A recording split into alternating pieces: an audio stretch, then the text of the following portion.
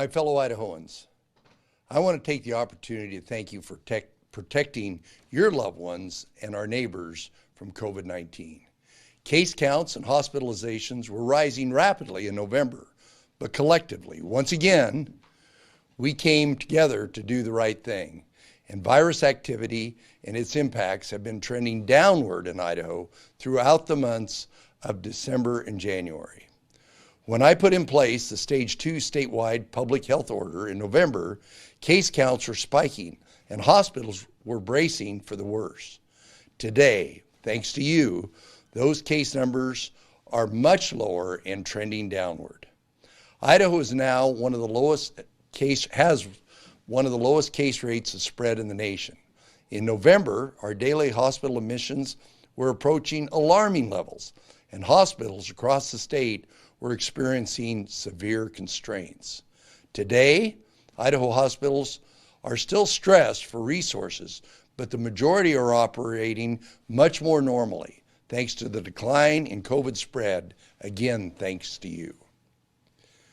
Those collective efforts have put us in a position now where we can move out of Stage 2 of our rebounds plan and forward into Stage 3.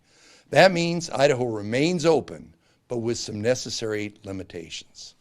The gathering size limitation will increase from 10 to 50 people. This does not apply to political and religious expression, educational activities, and healthcare related events such as COVID-19 testing or vaccination events. It also does not apply to youth sporting events as long as organizers comply with spectator plans administered by the Idaho State Board of Education. Bars and restaurants and nightclubs should continue to operate with seating only. Masks are still required for long-term care facilities. Everyone, including businesses, should follow physical distancing and sanitation recommendations. Large events, such as trade shows, weddings, and sporting venues with more than 50 people may receive an exemption if the organizer confirms with the local public health district that the event will follow necessary physical distancing and hygiene protocols. However, this is not a signal to let up on our collective good efforts. We must stay vigilant. Idaho is surrounded by states that have detected a much more contagious variant strain of COVID-19.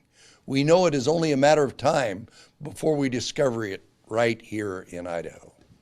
Early indications are that the COVID-19 vaccines will protect you against the variant strains circulating in the United States now, highlighting the need for Idahoans to choose to get vaccinated to protect lives, our healthcare system, and our economy. Dr. Christine Hahn, our state epidemiologist, will explain in greater detail our progress and why the metrics which have guided every step of the way now indicate a return to Stage 3 is appropriate. Dr. Hahn. Thank you, Governor. The data is really pleasing to us. We have seen a dramatic drop in cases in the state. We indicated on the chart that back when the governor last evaluated situation at the end of December, we still had a lot of cases every day, and those continue to drop dramatically. So we've been very pleased with that. Next slide, please. In addition, at that point in late December, we were 23rd in the nation as far as our rate of cases, and we have dropped down to 40th. Again, not where we need to be. We need to keep seeing those numbers go down, but that was also very welcome news. And again, as the governor's emphasized, I think that the fact that Idahoans have stepped up, I'm really impressed when I go out and about, need to get to the grocery store, whatever. People are wearing their masks. People are social distancing. I think people are really trying, and I think it's paying off. Next slide. And then lastly, and most significantly, as far as the actions today, we are seeing the number of people admitted. We're not out of the woods, but we have seen quite a decline since then. Next slide. However, as the governor already mentioned, we are concerned. This is not the time to throw the masks away and go back to normal. We're not there yet. As the governor mentioned, we are concerned that, first of all, vaccination efforts are really still in the beginning stages. We were very pleased this week that many seniors were able to access vaccinations, and that will hopefully continue to ramp up. But we know that many people have not yet had the opportunity to be vaccinated. And in addition, as this graph from CDC shows, or this map shows, several of our neighboring states, in fact, most of them, have already detected the variant strain. We have not, the first variant strain, the B117, which was first detected in the United Kingdom. So we know that it is probably here. We haven't detected it yet. We do remain vigilant where our labs are looking for this strain, but we should behave as if it's here or it's on its way, continue to be vigilant, while we also hope to move forward with decreasing some of the restrictions that we've had in place before.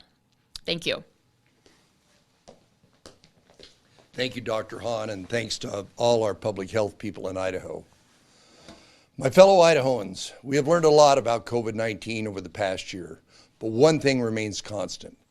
The more people you interact with, the longer the interaction lasts without wearing masks, the higher your potential risk of becoming infected with COVID-19 and potentially spreading it to your loved ones.